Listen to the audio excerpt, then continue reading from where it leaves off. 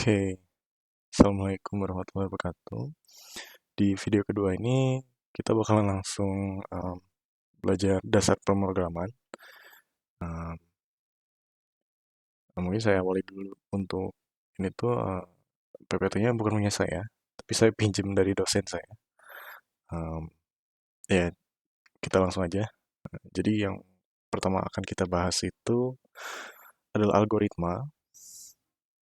Algoritma itu apa sih? Algoritma itu di sini kita highlight dua poin ini. Algoritma itu adalah prosedur untuk memecahkan masalah dalam kaitannya dengan tindakan yang akan dieksekusi dan urutan tindakan yang akan dieksekusi.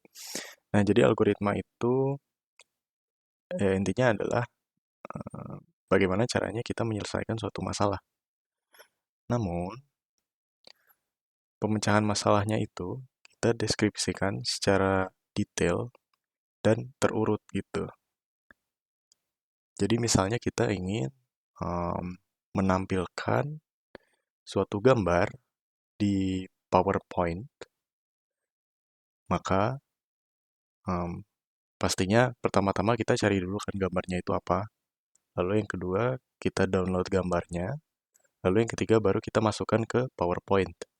Nah, itu adalah contoh penggunaan algoritma.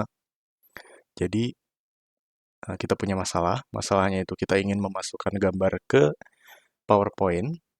Lalu kita punya pemecahan masalah. Dan pemecahan masalah tersebut itu terurut gitu. Dan sesuai dengan tindakan yang ingin kita eksekusi. Tindakan yang ingin kita eksekusi kan menampilkan gambar di PowerPoint kan. Nah, jadi untuk melakukan itu kita ada urutannya dulu gitu, nggak langsung loncat main download terus masukin gambarnya aja gitu kan. Kalau kayak gitu em, itu bukan algoritma, itu kayak ngasih tahu orang aja gitu. Nah, jadi em, dalam pemrograman sendiri, algoritma itu didefinisikan sebagai metode yang terdiri dari langkah-langkah terstruktur dalam pemecahan masalah menggunakan komputer. Jadi seperti yang saya bilang tadi, algoritma itu harus memiliki struktur gitu. Em, Strukturnya itu bisa berupa langkah-langkah, pendefinisian, dan lain-lain. Pokoknya itu tujuan dari algoritma itu untuk memecahkan suatu masalah, kayak gitu. Di sini ada contoh kasus, contoh penggunaannya. Jadi, bagaimana sih cara kita membuat kopi? Biasanya kan kalau kita ngasih tahu temen gitu, "Hey, kamu tahu nggak?" Mungkin maksudnya kita nanya ke temen gitu, "Hey, kamu tahu nggak cara bikin kopi itu kayak gimana?" Mungkin teman kita bakalan bilang, "Ah, udahlah langsung aja beli." Ya lu pakai nanya begitu kan, udah aja langsung beli kopi ke warung terus diseduh gitu. Nah, itu merupakan suatu pemecahan masalah, namun bukan merupakan algoritma. Mengapa? Karena langkah-langkahnya dan strukturnya itu tidak eh, tidak disebutkan gitu langkah-langkahnya. Otomatis pemecahan masalah tersebut itu tidak terstruktur. Nah, bagaimana caranya kita membuat strukturnya itu? Nah, inilah yang namanya algoritma. Jadi, pertama-tama em, kita beli dulu ya. Beli kopi sachet di warung. Nah, lalu yang kedua, siapkan cangkir dan air panas. Misalnya 100 ml saja. Yang ketiga, tuangkan isi, em, maaf, tuangkan kopi bubuk. Oh, berarti di sini harusnya kopi bubuk sachet. Ups. Nah, kayak gini. Tuangkan bubuk kopi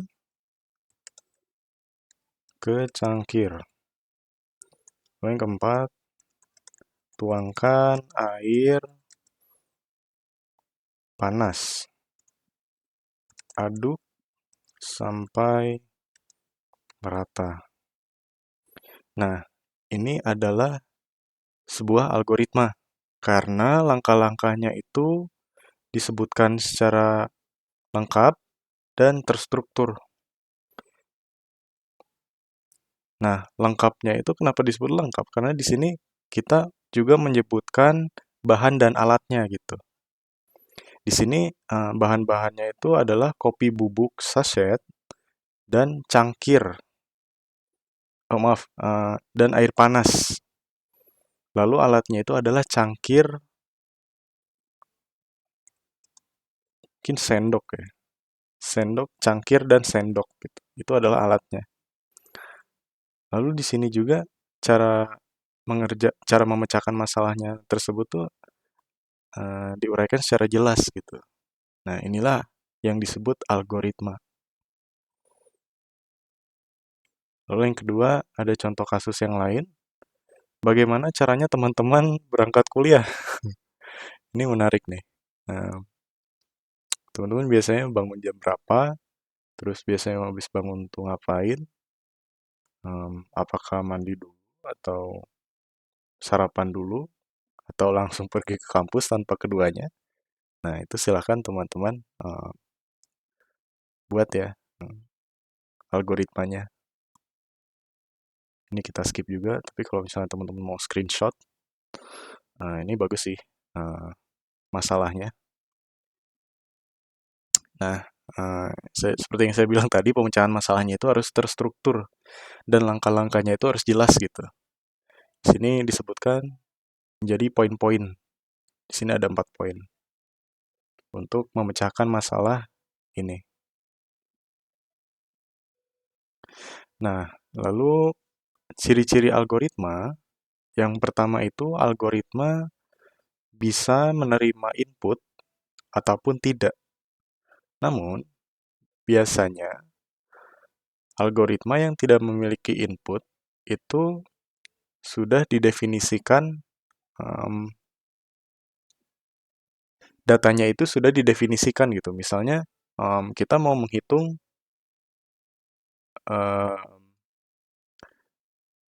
berapa umur seseorang berapa umur seseorang misalnya kayak gitu. Pasti kita mikirnya tahun mereka lahir. Oh maaf, maksudnya tahun sekarang dikurangi dengan tahun mereka lahir. Nah, tahun mereka lahirnya ini adalah merupakan sebuah input. Jadi input ini tuh bisa diminta langsung ke user, ke penggunanya, pengguna program kita, pengguna algoritma kita, atau kita bisa definisikan secara langsung gitu. Jadi misalnya saya pengen tahun lahir mereka ini adalah 1999. Lalu sekarang adalah tahun 2024, maka 2024 dikurangi 1999 adalah 25. Nah, seperti itu. Lalu 25 ini apanya?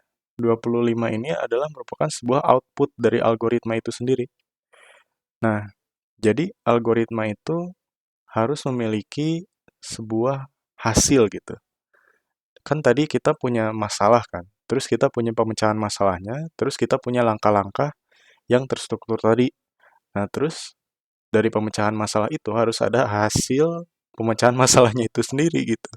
Nah, hasil pemecahan masalah tersebut adalah output dari algoritma.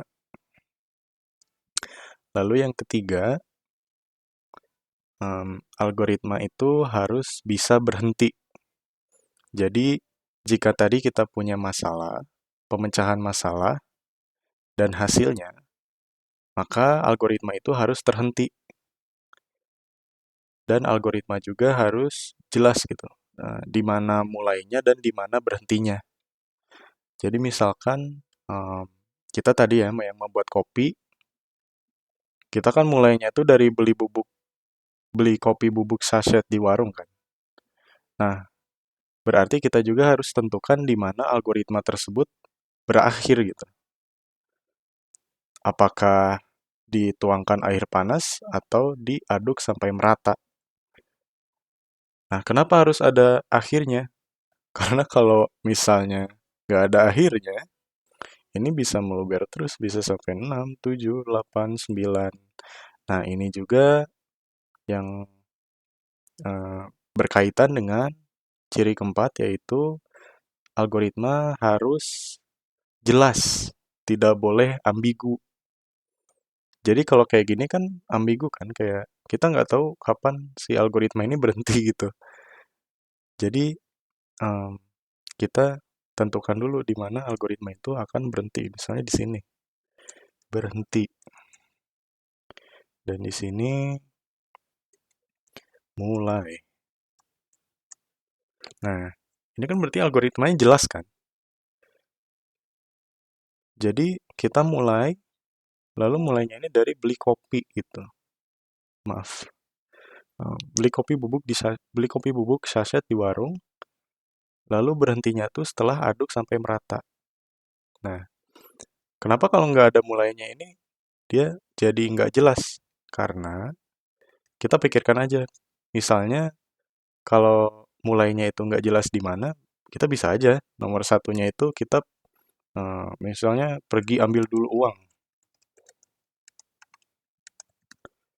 Terus yang keduanya isi dulu bensin motor.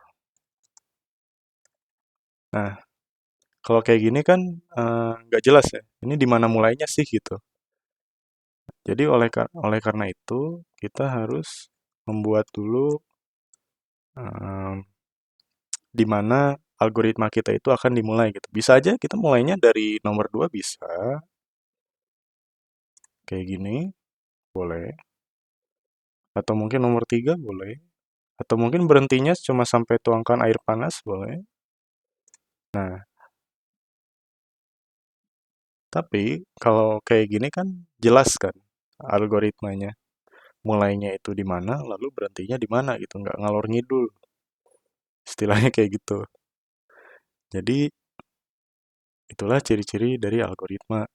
Yang pertama tadi bisa menerima input, lalu yang kedua itu harus memiliki output atau hasil. Yang ketiga itu dapat berhenti, lalu yang keempat itu harus jelas algoritmanya. Nah, nanti maksud saya ciri keempat ini akan kita bahas di variabel dan tipe data. Karena pendeklarasian variabel dan tipe data itu harus jelas, tidak boleh setengah-setengah atau ambigu gitu. Jadi misalkan kita mendeklarasikan variabel satu, mendeklarasikan variabel A, maka kita tidak bisa mendeklarasikan kembali variabel A tersebut gitu. Pokoknya nanti akan kita bahas di bagian variabel dan tipe data.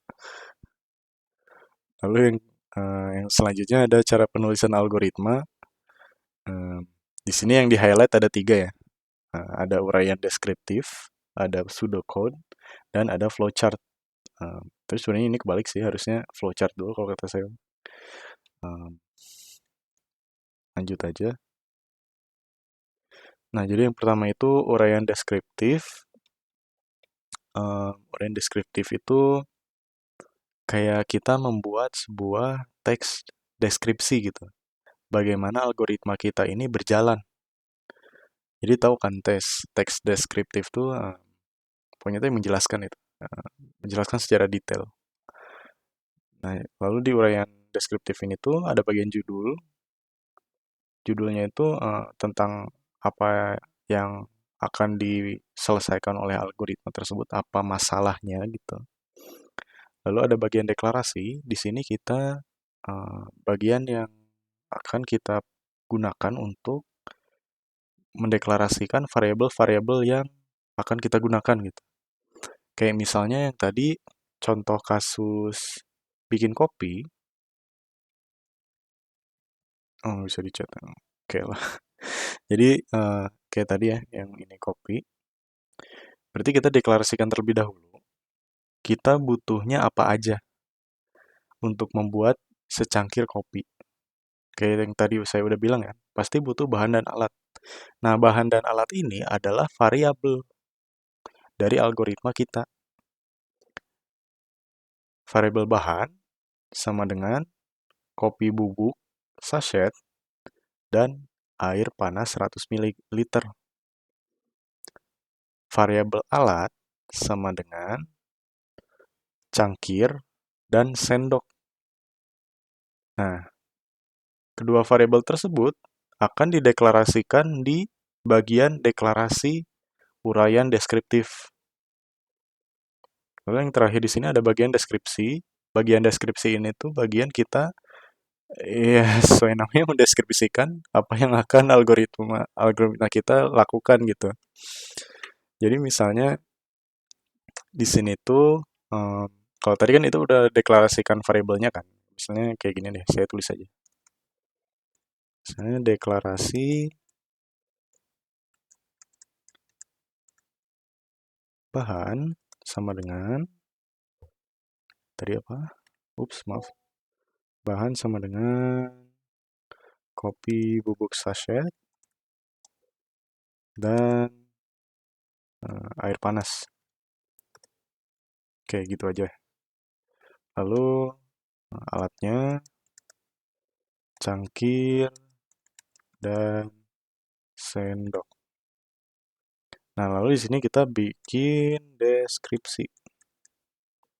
Deskripsi ini ya kayak tadi ya mendeskripsikan algoritma kita.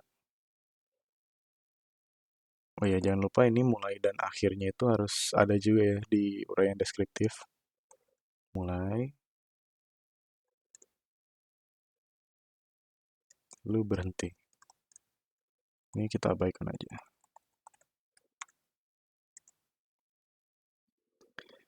Oke. Jadi deskripsinya kayak tadi, kita pengen algoritma kita untuk beli kopi bubuk sachet di warung. Terus yang kedua, kita siapkan cangkir, sendok, dan air panas 100 ml. Kita tuangkan bubuk kopi ke cangkir. Yang keempat, kita tuangkan air panas. Yang kelima, kita aduk sampai merata. Nah, kalau teman-teman perhatikan, algoritma yang saya buat ini kurang. Kenapa ya? Kita balik lagi ke ciri-cirinya. Yang keempat ini. Algoritma kita itu harus jelas. Kalau teman-teman lihat di sini, aduk sampai merata. Aduknya itu pakai apa? Apakah pakai sendok yang tadi kita deklarasikan atau pakai jari? Ya, jadi kita perjelas dulu di sini. Aduk sampai merata menggunakan sendok. Nah, sendok ini kan udah ada kan di variabel alat. Jadi ini tuh jelas gitu. Tuangkan air panas juga ini harus jelas. Karena tadi kita menyiapkannya 100 ml, maka ya kita tuangkannya 100 ml. Gitu. Tuangkan bubuk kopi ke cangkir ini sudah jelas ya sekiranya. Kalau yang lain juga sudah jelas kecuali yang di warung ini hanya sebagai penjelas saja sih. Nah, tapi dengan kita memperbaiki algoritma yang tadi kita buat, ini algoritmanya sudah memenuhi keempat kriteria ciri-ciri algoritma tadi ya. Nah, inilah teman-teman yang disebut sebagai uraian deskriptif, maaf. Jadi kita kayak tadi ya ikut ciri-ciri algoritmanya. Yang pertama itu ada input. Nah, tapi di sini karena kita nggak ngambil input langsung dari user, jadi kita deklarasikan. Nah, ini bisa kita pakai sebagai input. Atau bisa juga kayak gini. Misalnya air panasnya nggak kita tulis gitu. Kita ketik aja sesuai input. Nah, ini gimana nih? Coba ya.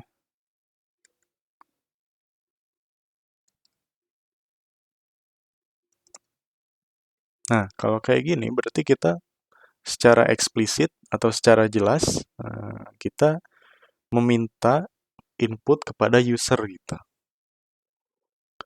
nanti di program kita, maksudnya saya di algoritma kita akan meminta input berapa banyak air panas yang harus dituangkan ke dalam cangkir.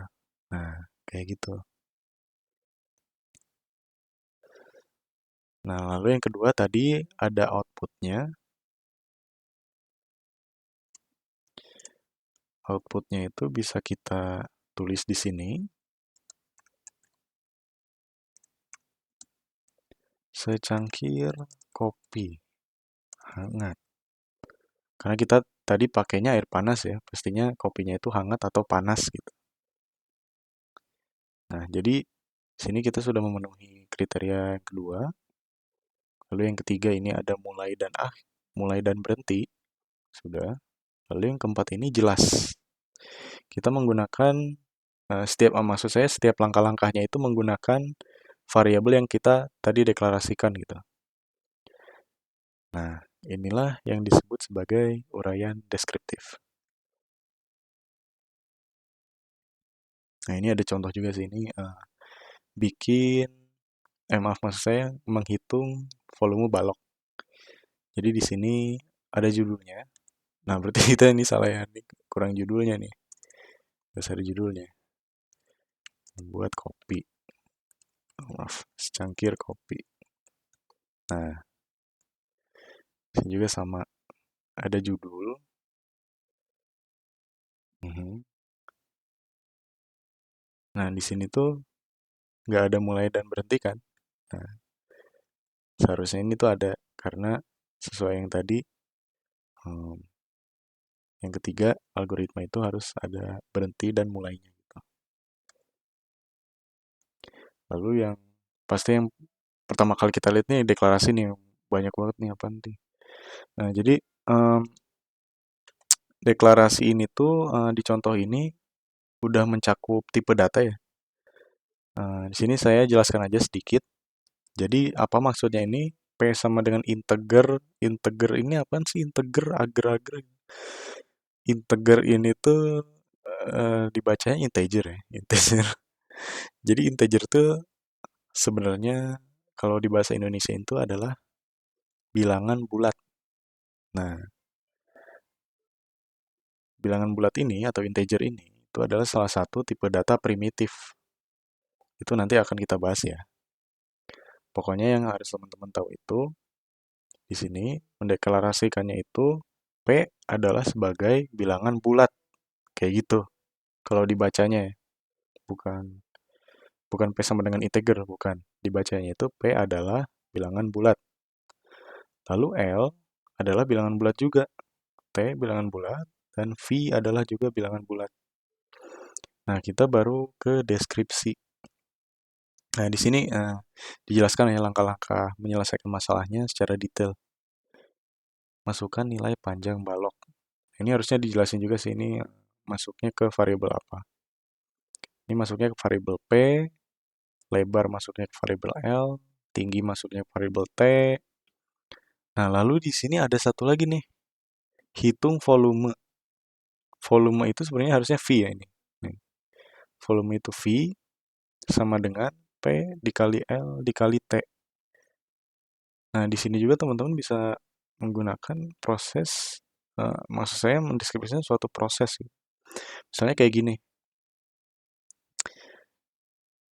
masukkan nilai, masukkan nilai, masukkan nilai. Ini semuanya masukkan nilai kan. Ini sama aja kayak beli kopi terus siapkan cangkir, bla itu sama aja kayak gini. Itu masih di bagian input. Nah, lalu bagian prosesnya ini adalah tuangkan. Tuangkan ini kan suatu proses kan. Proses kita menuangkan bubuk kopi ke cangkir. Ini sama aja kayak gini. Ini adalah proses menghitung. Menghitung volume sebuah balok. Nah, lalu yang terakhir ini harus ada output kan tadi ya di kriteria kedua untuk menampilkan volume. Kalau di sini kan kita outputnya ya secangkir kopi hangat kayak gitu. Jadi ini sama aja sih. Kedua ini adalah contoh uraian deskriptif suatu algoritma. Nah, terus cara yang kedua itu bisa menggunakan flowchart yang tadi saya bilang. Jadi flowchart ini adalah Hmm, apa ya? Kayak suatu aliran aliran eh, bagaimana caranya kita merepresentasikan suatu algoritma menggunakan aliran gitu. Kayak kayak air gitu kan mengalir dari yang tinggi ke yang rendah gitu. Nah, algoritma juga bisa direpresentasikan seperti itu. Jadi dari atas dulu mengalir ke bawah. Nah, contohnya tuh kayak gini. Nggak usah kita baca soalnya kebanyakan kalau dibaca. Nah, ini contoh flowchart.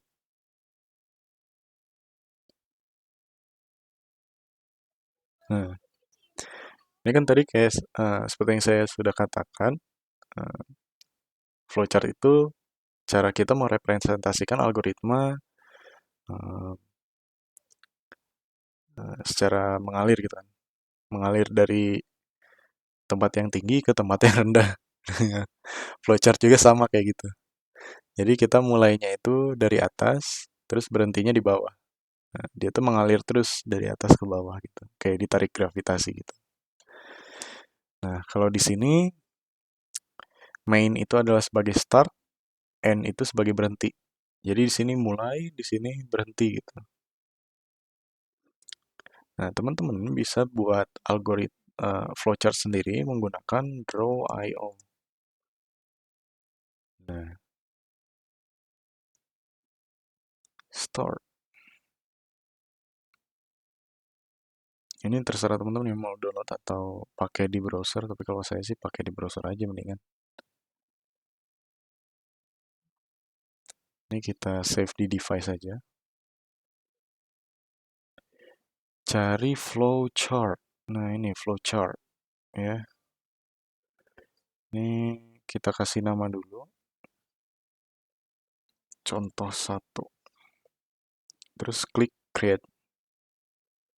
Ini kita simpan di download aja. Nah, ini adalah flowchart pertama kita. Oke. Kita belajarnya sambil praktek aja ya. Biar nggak bosen ngantuk gitu. Nah, jadi di sini kita eh, tuliskan dulu. Mulai, mulainya paling atas. Lalu berhentinya itu yang pastinya paling bawah kan. Nah, kayak gini. Ini abaikan dulu aja. Kita hapus. Terus kita lihat ke sini. Nah, ini adalah simbol-simbol flowchart. Jadi setiap simbol di flowchart itu punya arti dan maknanya sendiri gitu. Nah, jadi pertama, misalnya kita ambil contoh yang ini, yang apa ya ini kayak setengah bulat, setengah lingkaran, terus tengahnya tuh ada persegi panjang. Gitu. Nah, ini tuh namanya terminator. Dan itu yang artinya tuh fungsinya untuk merepresentasikan permulaan atau akhir program gitu. Jadi kan kalau di sini kayak gini kan. Oh, kalau di sini, bentar kita cari ada nggak ya? Ada nggak ya? Oke, nggak ada. Kalau nggak ada, kita pakainya yang paling mirip aja gitu. Paling mirip ini kan yang ini, yang persegi panjang tapi ujung apa ya? Sudut-sudutnya tuh nggak lancip gitu, nggak lancip kayak yang ini. Tuh kalau dia kan yang ini lancip kan. Dan itu artinya beda lagi sama yang ini. Jadi kalau yang ini tuh yang nggak lancip ini, yang bulat ya, yang sudutnya bulat ini tuh dia fungsinya untuk tadi, untuk sebagai permulaan dan akhir program gitu. Di sini kita udah nuliskan. Di sini mulai, di sini berhentinya. Ini no-nya hapus aja nih. Oh, hapus semua ya udah nggak apa-apa.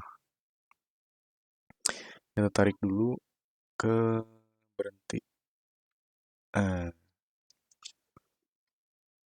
terus oh ya di sini kita mau bikin ini ya, mau bikin si kopi ini, cara bikin kopi tapi kita representasinya dengan pakai flowchart.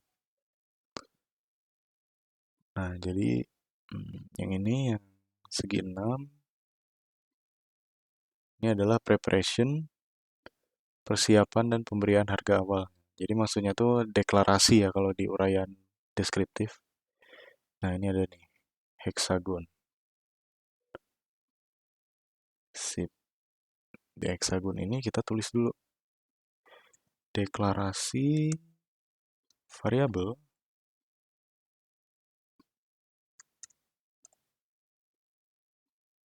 Oh, maaf. Tadi kan kita mau bikin copy ya. Bentar. Nah, yang ini. Bikin copy. Deklarasinya apa aja? Ada variabel bahan. Bahan sama dengan kopi bubuk saset dan air panas. Terus alatnya apa ya? Alatnya adalah cangkir dan sendok. Ini bisa kita gedein ininya. Nah, kalau masih nggak suka juga, ya tinggal kecilin aja teksnya. Tuh, tarik lagi ke tengah. Terus yang kedua ada apa? Oh, langsung deskripsi. Oke. Deskripsi, kita siapkan cangkir, sendok, dan air panas. Nggak beli kopi dulu. Nggak. Ya, tapi kan beli kopi udah kan di sini deklarasi. Kedua, siapkan cangkir, sendok, dan air panas. Oke, berarti kita cari yang ketiga ini persegi ya. Ini persegi tapi biasanya tuh pakainya persegi panjang sih soalnya kayak tulisnya di sini kekecilan persegi itu jadi bagusnya pakai persegi panjang. Persegi panjang ini dia tuh merepresentasikan sebuah proses. Jadi kan yang kalau yang tadi ini yang siapkan ini sebuah proses kan, proses kita menyiapkan gitu. Nah, jadi sama di flowchart juga. Nah, yang ini. Yang tadi yang beda nih. Kalau yang ini dia sudutnya ini lancip. Kalau yang ini dia sudutnya tumpul gitu. Ya udah kita tinggal tulis. Atau kita kopas aja kalau malas kan. Kalau malas kayak saya tinggal kopas aja. Nah, kopas. Oke,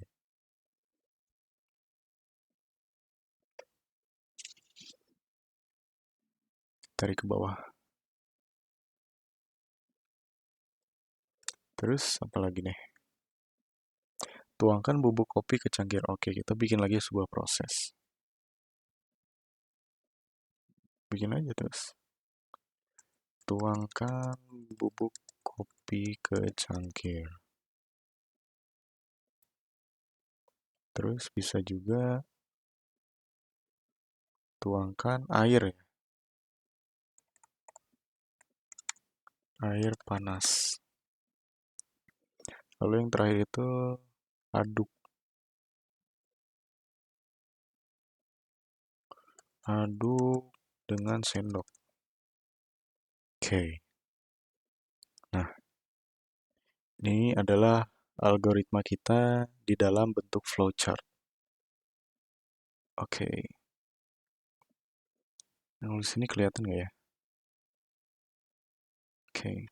Kayak gini sih.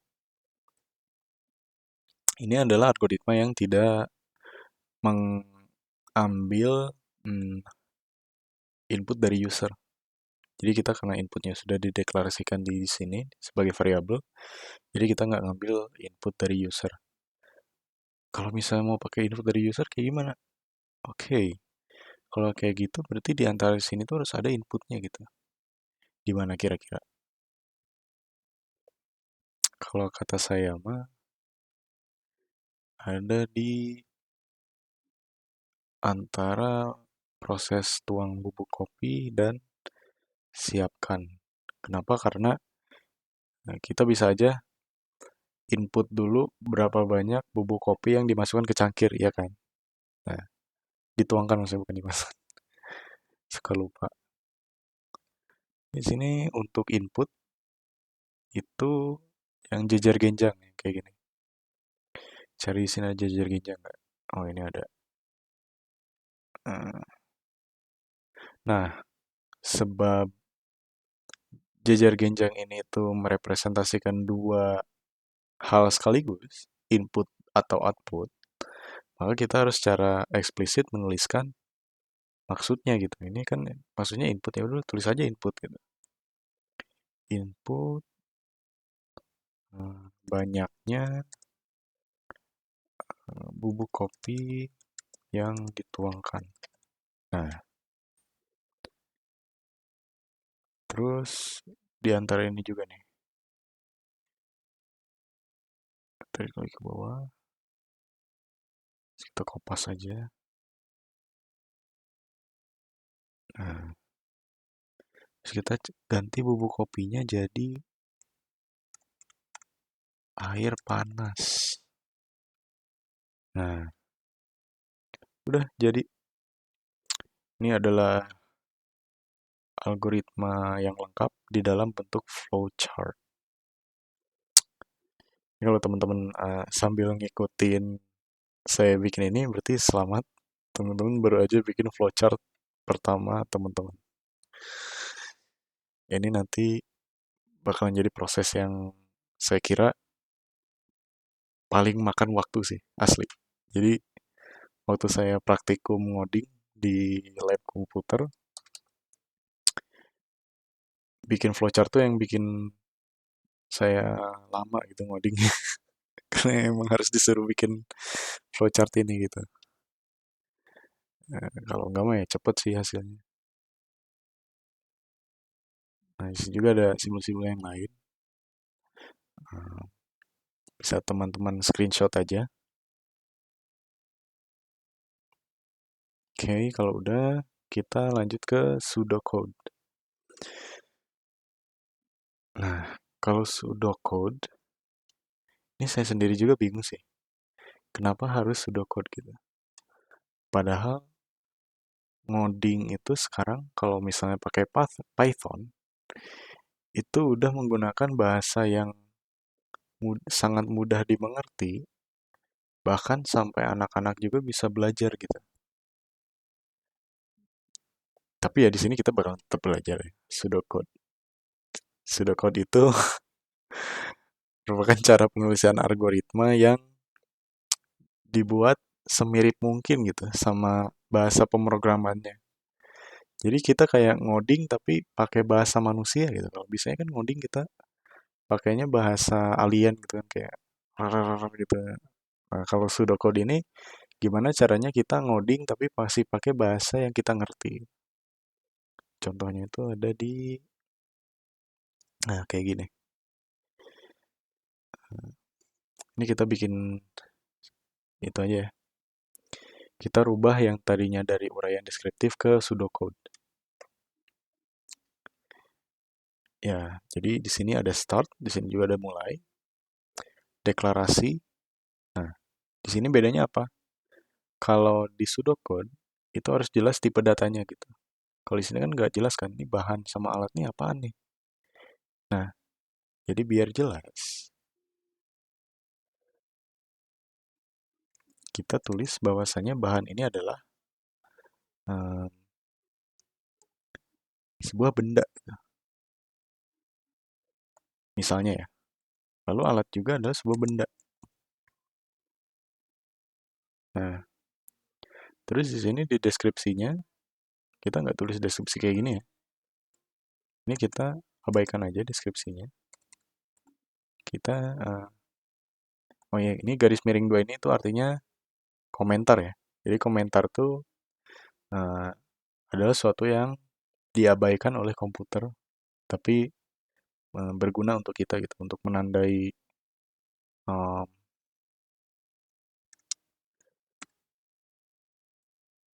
menandai apa yang kita kode gitu, apa yang kita coding. Ini juga deklarasi nih kayak gini. Nah,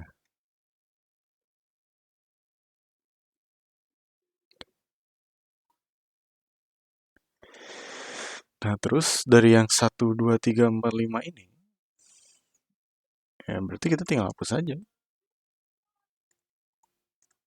Kita mirip-miripin sama bahasa pemrogramannya gitu. Makanya saya bilang kayak, buat apa? Kalau mau ngoding ya udah langsung aja ngoding gitu. Nah, terus outputnya masih sama. Udah deh beres. Cepet banget kan? Untuk mengkonversi uraian deskriptif ke pseudocode nggak selama flowchart. Oke, jadi itulah pseudocode. Tugas nggak tahu sih saya. Pokoknya segitu aja sih kayaknya buat video kali ini. Mungkin teman-teman bisa bisa latihan gitu. Eh, Latihan dari yang ini. Nah, yang ini yang tadi udah di screenshot ya, sama yang ini. Coba teman-teman bikin flowchartnya gitu. Eh, atau kalau mau sama uraian deskriptifnya juga boleh. Eh, atau mau sama pseudocode-nya, walaupun saya nggak ngerti pseudocode itu fungsinya buat apa. Selain, ya pokoknya kayak itu. Mungkin segitu aja video kali ini. Nanti kita akan lanjut ke perkenalan variabel dan tipe data. Oh ya, mungkin untuk sesi ngoding pertama kita juga sih, sesi ngoding C++ pertama kita. Karena di sini kan video ini kita belum ngoding gitu. Oke, sampai jumpa. Wassalamualaikum warahmatullahi wabarakatuh.